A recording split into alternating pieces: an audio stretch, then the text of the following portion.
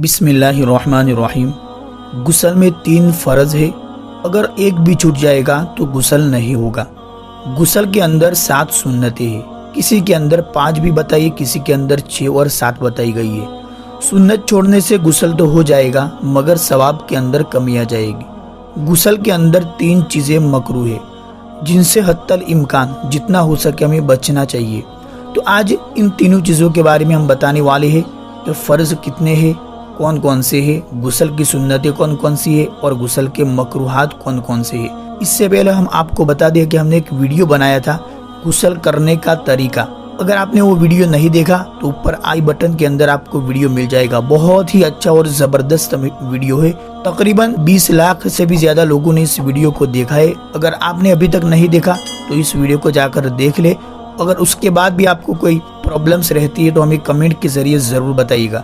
تو چلیے پھر آج کا ویڈیو ہم شروع کرتے ہیں۔ غسل کے اندر 3 فرض ہے اور فرض جب چھوٹ جائے گا تو غسل نہیں ہوگا۔ سب سے پہلے منہ بھر کر کلی کرنا، نمبر 2 ناک کی نرم ہڈی تک پانی پہنچانا، اور نمبر 3 پورے بدن پر اس طرح سے پانی بہانا کہ بال برابر جگہ بھی خشک نہ رہے، سوکھی نہ رہ جاوے۔ یہ 3 چیزیں غسل کے اندر فرض ہے۔ اگر ان 3 چیزوں میں سے کوئی ایک بھی چیز چھوٹ جائے گی یا کمی رہ جائے گی تو غسل نہیں ہوگا۔ جب غسل نہیں ہوگا تو نہ ہماری نمازیں صحیح ہوگی، نہ ہماری قرآن پاک کی تلاوت صحیح ہوگی، کچھ بھی صحیح نہیں ہوگا۔ یہ واجب غسل کی بات ہے جو کہ مردوں کے اندر جب ہم بستری کے بعد جو پیش آتا ہے غسل، یا اسی طرح خواب کے اندر کوئی چیز دیکھ لی اور جس سے جو ہے غسل واجب ہو جاتا ہے۔ اسی طریقے سے عورت حیض اور نفاس کے بعد جب اس کو پاک ہونا ہوتا ہے تو وہ غسل بھی جو ہے واجب کہلاتا ہے۔ تو ان غسلوں کے بعد جو غسل واجب ہوتا ہے اس غسل کے وقت یہ چیزیں کرنی ضروری ہے، تب جا کے غسل کا فریضہ اس سے اترے گا۔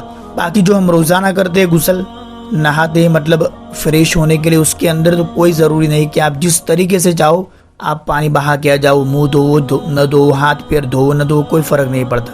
اب غسل کے اندر 7 چیزیں سنت ہے۔ سنت چھوڑنے سے کیا غسل تو ہو جائے گا مگر ثواب کے اندر جو ہے کمی آ جائے گی۔ سب سے پہلے طہارت حاصل کرنے کی نیت سے غسل کرنا، کہ میں پاکی حاصل کرتا ہوں، ناپاک ہوں تو میں پاک ہونے کے لیے غسل کرتا ہوں، اس کی نیت کرنا۔ نمبر 2 غسل کرنے سے پہلے بسم اللہ الرحمن الرحیم پڑھنا۔